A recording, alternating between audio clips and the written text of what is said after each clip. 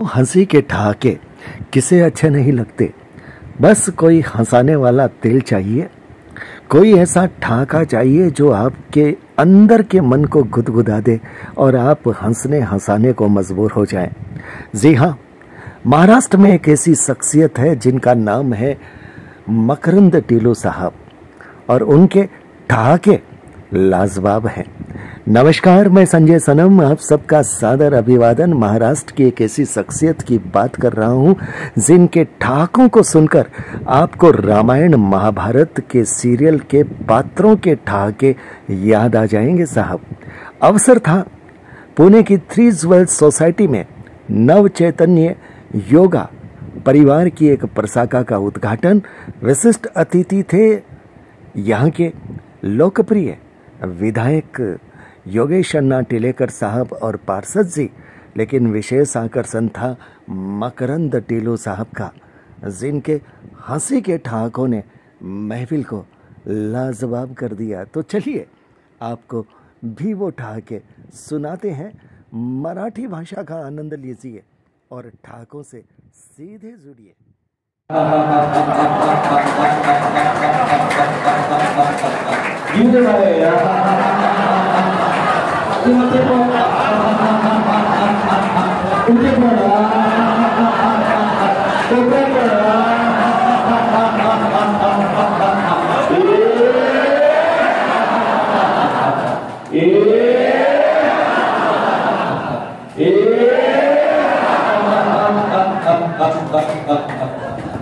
सगळ्यात पहिल्यांदा नव्या शाखेचं इथं उद्घाटन झालेलं आहे आणि या उद्घाटनाला या भागातले अत्यंत लोकप्रिय आणि खऱ्या अर्थाने समाजकारणामध्ये काम करणारे व्यक्ती राजकारणात सुद्धा यशस्वी होऊ शकलो याचं उदाहरण असणारे आदरणीय योगेश अण्णा टिलेकर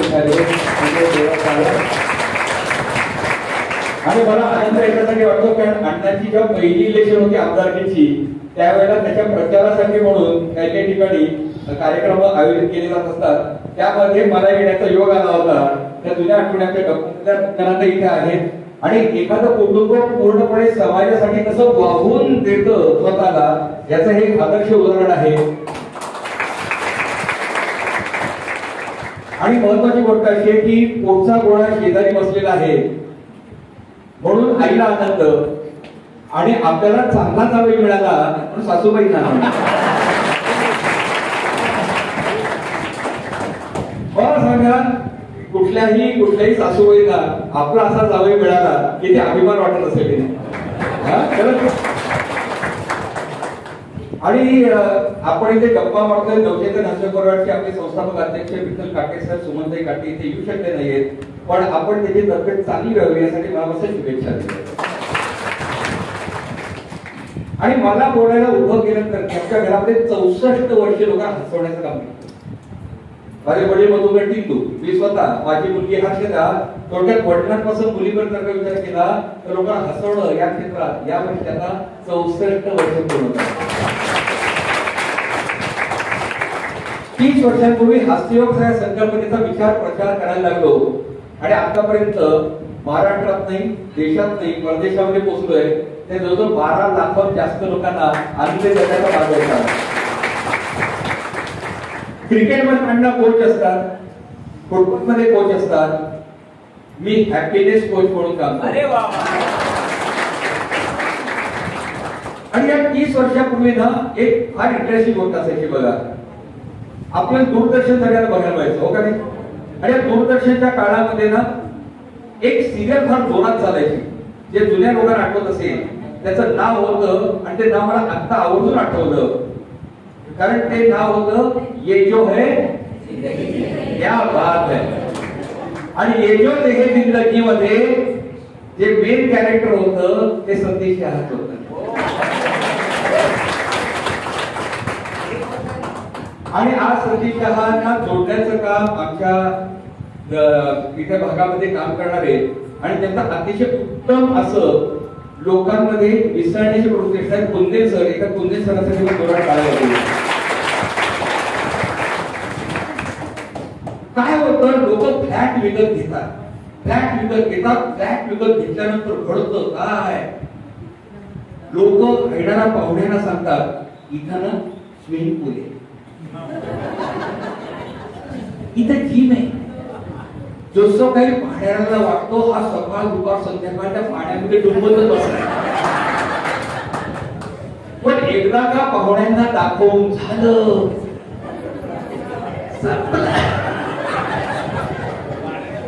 कोणी तिकडे फिरकत नाही. सकाळी मॉर्निंग वॉकला लोक बाहेर पडतात. काही काही लोकांना बाहेर गाड्या जातात आणि मोठ्या सोसायट्यात लोक इथल्या तिथेच राऊंड मारतात. सकाळची वेळ डावीकडनं काही आणि उजवीकडनं काही असे राऊंड मारायला लागतात. राऊंड मारता मारता सगळ्यात पहिल्यांदा कोणी एखादा ओळखीचा चेहरा दिसला. चेहरा कसा असतो?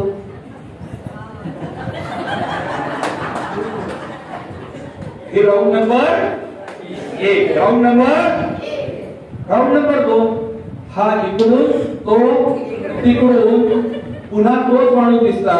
आता चेहरा आता वरचा खालच्या दाखवून. तिसरी राऊंड हा इकडून आणि तो तिकडून. आता पुन्हा तोच माणूस जर का समोर दिसला बघितलंच नाही याचा चेहरा कुठे जातो.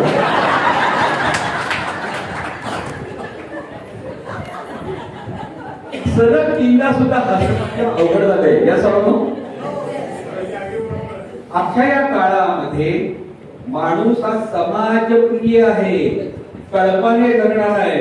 ही गोष्ट मुद्दल आपण विसरून गेलोय. कळपाने जगणारा म्हणून माणूस आहे. हे सत्य असल्यामुळे जेव्हा जेव्हा आपल्याला आपला आवडता कळप मिळतो तेव्हा खऱ्या अर्थाने आपलं घर परिपूर्ण झालं असं वाटायला. आणि सगळ्यात मोठी माणसाची ही भूक भागवण्याचं काम नवचैतन्य हास्य परिवार करताय. आज तुम्ही सगळेजण इथे आलेले आहात ना, लक्षात ठेवा हा जो छातीवरती लावलेला बॅच आहे ना, हा बॅच लावून दिवसभर फिरायचं. कुठे लग्नाचा कुठले कार्यक्रमाला हा बॅच बघितला की लक्षात येतं आणि हा आपला माणूस. आणि आज तुम्हाला 1 या 2 बस आज काय म्हणतात की 1 या 2 बस. आता तीही राहिलो नाही. आता नवीन प्रकार सुरू झाला टिंक. चिटकवण्याचा टिंक नाही बरं का. नवी प्रथा काय माहितीये का लग्नाची? त्याला म्हणतात टिंक. टिंक म्हणजे डबल इन्कम नो किड. आहे का नाही? अशा या काळामध्ये आपल्याला परिवार मिळणे ही काळाची गरज आहे. हो का नाही? आणि ही भूक इथे भागवली जाते. म्हणून तुमच्या सगळ्यांचं 3 ज्वेलच्या लोकांचं आता 25,000 लोकांच्या परिवारात मनापासून स्वागत आहे. 25,000 लोक. आणि अण्णांची हेच बोलत होतो की आम्हाला आता ना नवी पद्धत निर्माण करायची. मध्यंतरी आदरणीय मुख्यमंत्र्यांच्या ज्या पत्नी आहेत अमृताताई फडणवीस यांच्या हस्ते आपण बावधन भागामध्ये उपक्रमाला सुरुवात केली. स्वच्छ पुणे, सुंदर पुणे, हसरे पुणे. हसरे पुणे.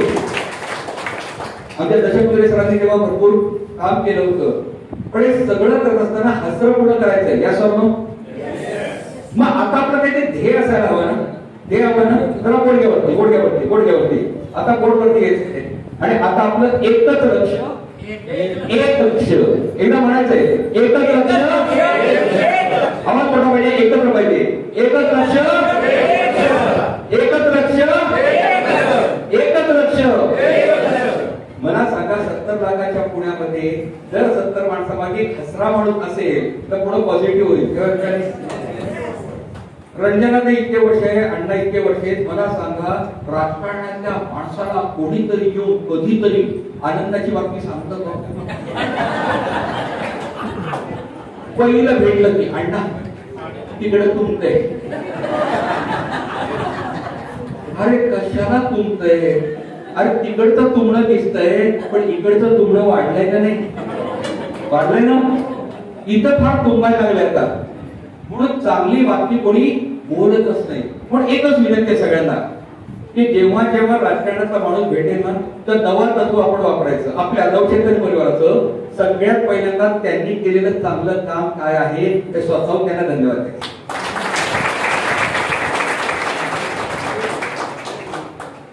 कारण मग त्याच्यातलं काम करायची प्रेरणा होते. हो का नाही? मग आपण एक करूया, चला हात वरती घ्या, नमस्ते करायचा आहे, हात पुढे मागे करायचा आहे, मनगटात शेजाऱ्याकडून मस्त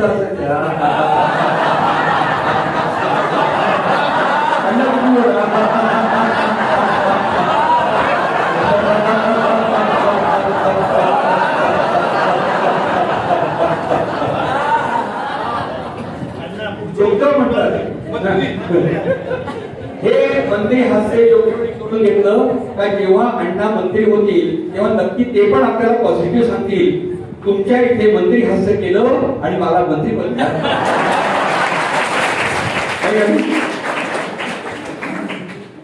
लोक दरवेळेला म्हणतात वेड्यासारखं हसू नको. ऐका नाही, तुम्हाला सांगतो या वाक्य इतका मूर्खपणा कुठे असतो.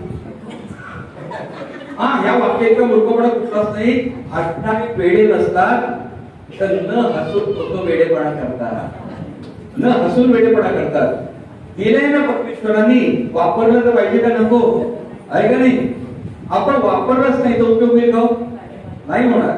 मग आपण हे आनंद वाटणारे व्हायचे. पण झालं काय, आपल्या आनंदाच्या परिभाषा बदलत चालल्या. एका बापाला प्रचंड गर्व झाला आपल्या श्रीमंतीचा, आणि त्याला वाटलं आपल्या पोरांना पण दाखवलं पाहिजे मी श्रीमंत आहे.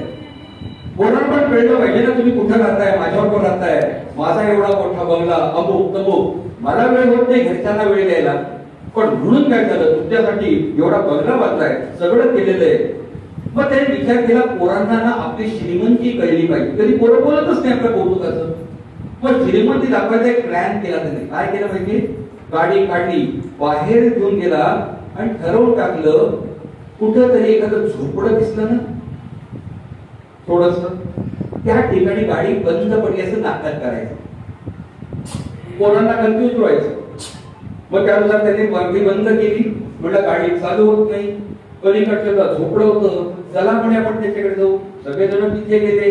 त्या झोपडीतल्या माणसाला सांगितलं जरा मध्यम असं साकारलेलं होतं, पलीकडची नदी वगैरे होती आणि तिथं ते जरा होतं.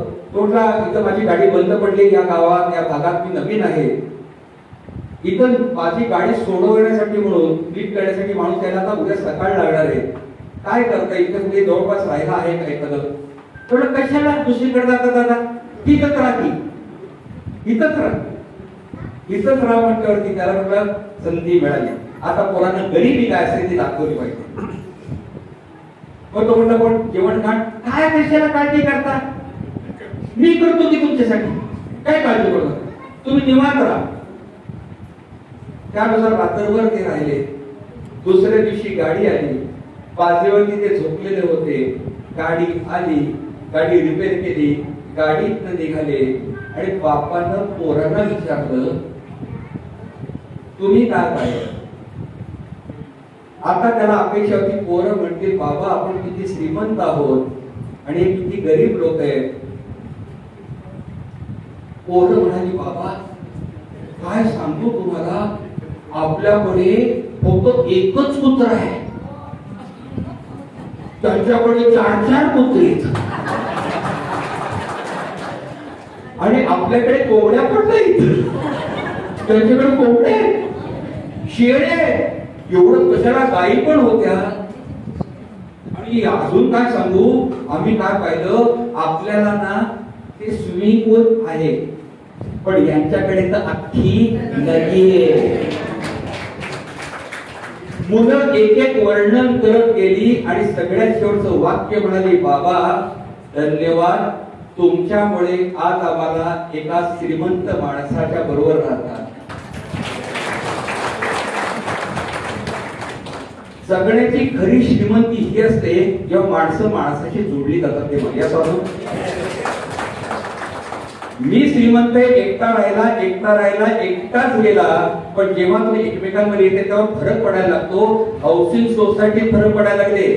आमच्या राऊत सरांनी इकडे विमाननगरला रोहनच्या एका मोठ्या सोसायटीत केलं, हास्य क्लब चालू केला. आणि अण्णा तुम्हाला सांगतो तिथं गेल्यानंतर तो मॅनेजर असतो ना सगळ्या सोसायटी बघण्याचा, त्याने आम्हाला आतमध्ये केबिन मध्ये घेऊन गेला, नमस्कार केला. अरे म्हटलं काय नमस्कार का करतो, अहो तुम्ही सगळे लोक हास्य क्लब करून आल्यानंतर आमचं वातावरणच बदललंय. कोणी तक्रार करणं कमी होऊन गेलेलं म्हणजे. गाडी इथे लागली तक्रार करा. आता लोक म्हणतात आपलाच माणूस आहे. या सर्व हे जास्त महत्वाचं आहे, हो का नाही? एक सांगतो, 1598 फ्लॅटची सोसायटी चेअरमननी मला सांगितलं, त्या 1598च्या फ्लॅटच्या या सोसायटीमध्ये आत्मा आणण्याचं काम नवचैतन्य हास्य परिवार करतो. मग पुढचं हास्य घ्यायला त्याला आपल्याला हसणं वाढवायचंय, जगणं लांबायचंय का? जगणं लांबायचंय का? लांबायचंय ना. काहीला कन्फ्युजन वाटलो, काय सांगू, कन्फ्युज नका होऊ. चला हात द्या असा. जे जे करतोय ते शास्त्रीय 30 वर्षाचं संशोधन आहे. 30 वर्ष. अण्णा सांगायला आनंद वाटतो. आता police department, army, air force, Yashada, party या सगळ्या ठिकाणी प्रशिक्षण शिबिरं घेतोय. जेलमध्ये आम्ही कार्यशाळा घेतोय. एवढं कशाला? मोठ्या कंपन्या मर्सिडीज पासून इन्फोसिस पर्यंत अशा 700हून जास्त मोठ्या कंपन्यांमध्ये कार्यशाळा घेतल्या हसणं शिकवण्याच्या. त्यामुळे आता आनंदी होणं ही काळाची गरज आहे. हा कसा घ्यायचा? आता करायचं काय? हसणं थोडं दाखवायचं. म्हणजे कसं? मग हात घ्यायचा, ओके, श्वास घ्यायचा, पुन्हा मोठं, कळलं की? ओके, हात घ्यायचा, श्वास घ्या, श्वास घ्या, श्वास घ्या, श्वास घ्या, श्वास घ्या, अगदी ना.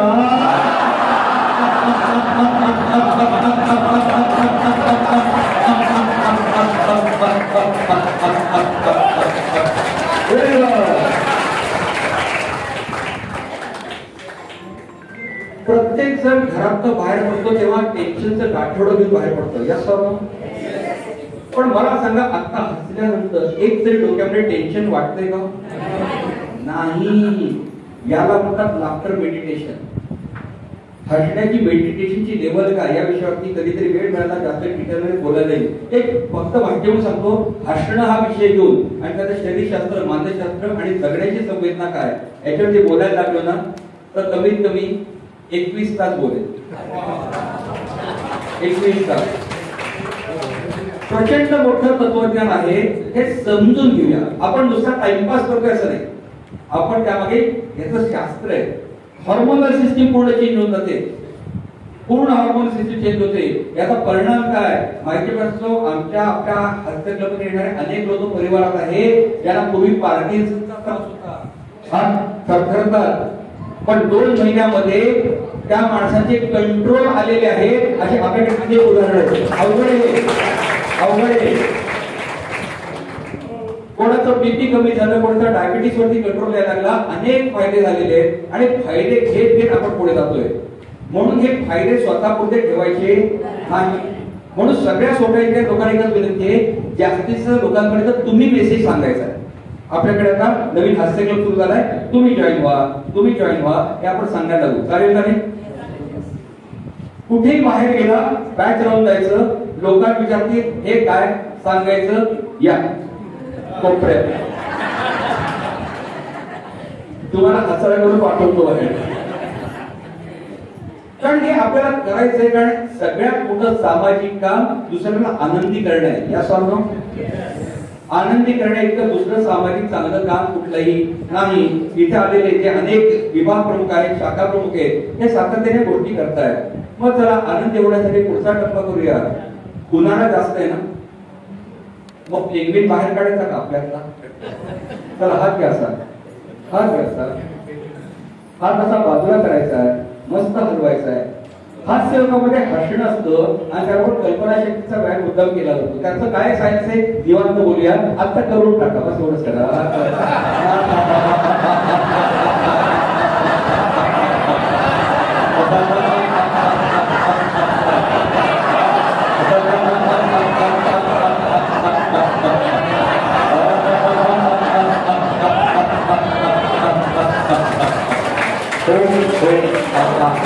Oh,